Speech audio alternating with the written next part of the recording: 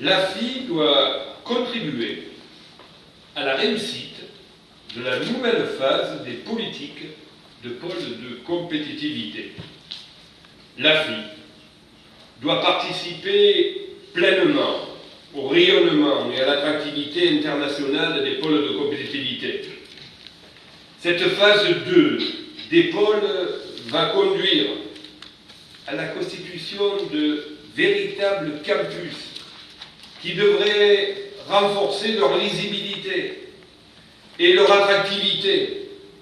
Je souhaite donc que ces évolutions fassent l'objet de communications spécifiques de la part de l'AFI et des agences régionales de développement, qui ont un rôle important à jouer, je le répète, dans l'accompagnement des pôles, notamment, mesdames et messieurs, à l'international.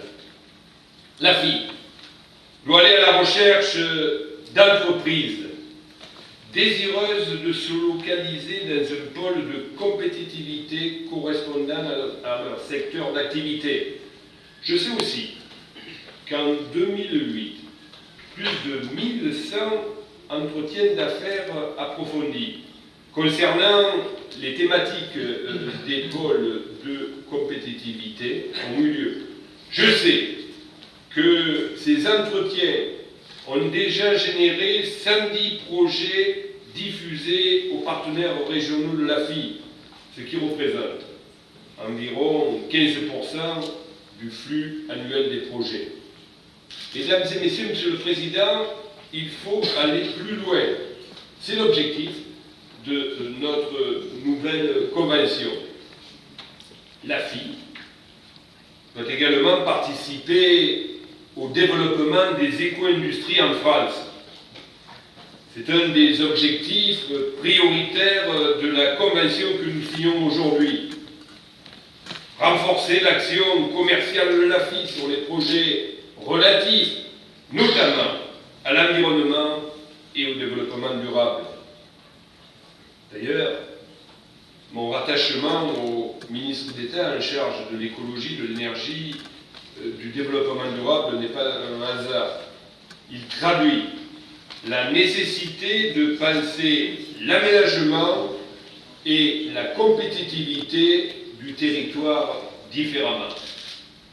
C'est pourquoi nous devons impérativement développer l'offre d'éco-technologie pour diminuer l'empreinte environnementale des activités économiques et créer ainsi les nouvelles filières sources d'emploi et de compétitivité de notre territoire. D'ailleurs, le Premier ministre s'y est engagé.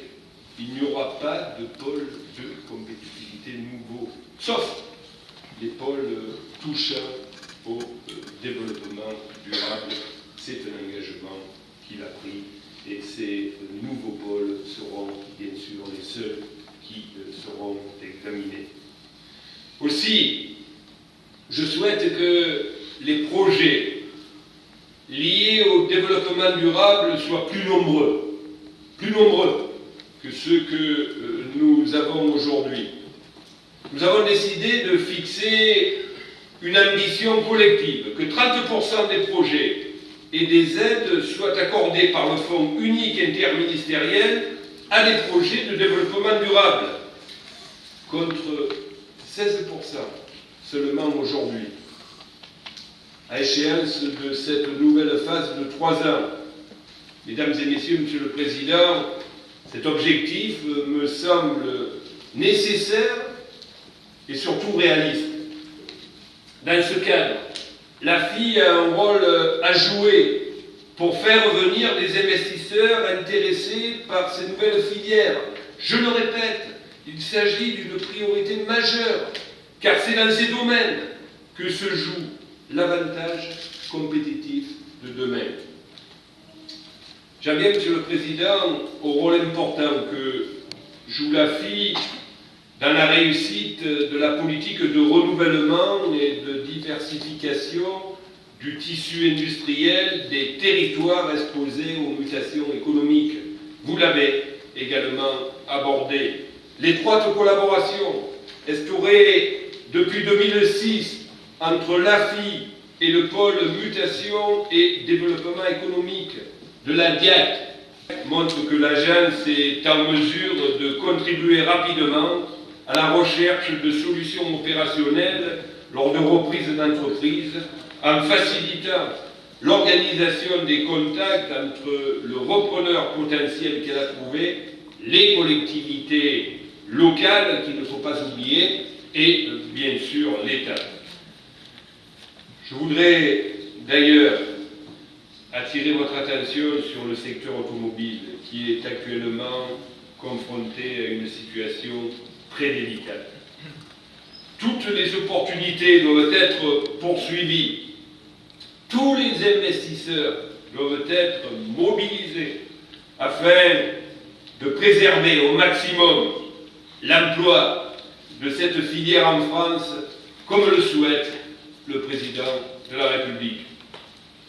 Cela m'emmène au dernier point sur lequel je veux insister. Je souhaite que l'AFI se mobilise très fortement pour apporter un soutien au territoire faisant l'objet de restructuration des sites de défense.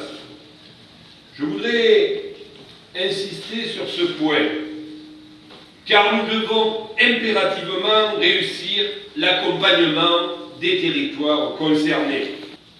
Toutes les mesures en faveur de l'attractivité des territoires doivent être valorisées, connues des investisseurs étrangers, qu'il s'agisse des mesures fiscales. Il y en a 14 de mesures que nous avons mises en place pour accompagner ces restructurations, mesures fiscales type dispositif Workman, crédit de taxes professionnelles, exonération sociale, véritable zone franche dans ces secteurs touchés. Il nous faut également mettre en valeur l'éligibilité aux aides à finalité régionale, au soutien à un certain nombre de travaux d'infrastructure. C'est le rôle essentiel de l'AFI. Dès le 1er juillet dernier, j'ai donc écrit à votre président, au président Philippe Fabre, pour mobiliser l'AFI sur ces dossiers. Je sais que l'AFI travaille désormais concrètement sur le devenir de certains de ces sites et compte tenu des résultats obtenus par l'agence dans le passé, Monsieur le Président, Mesdames et Messieurs, je suis confiant, cela sera certainement positif pour ces territoires. Tous ces chantiers, nous devons y travailler ensemble. L'État, l'AFI, et bien sûr, je le répète, les collectivités locales. C'est le sens des conventions de coopération que l'AFI et les agences régionales de développement doivent signer. Ces conventions s'inscrivent pleinement dans le cadre de la certification qualité de l'AFI. Elles reconnaissent pleinement aux régions leur statut de cliente de l'AFI. Je voudrais vous dire que l'AFI est à votre service. Je voudrais dire aux régions que l'AFI est le représentant des collectivités locales à l'étranger.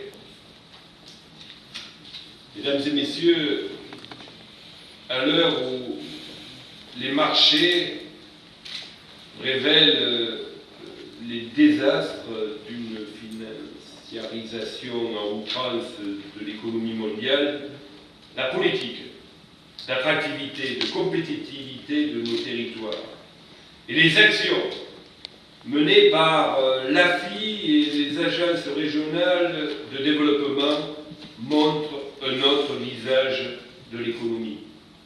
Un visage sain, un visage confiant dans l'avenir et surtout un visage ancré dans nos territoires et dans le réel.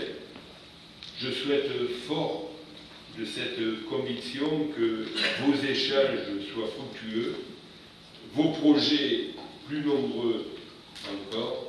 Je vous remercie de votre attention et je vous souhaite de bons travaux.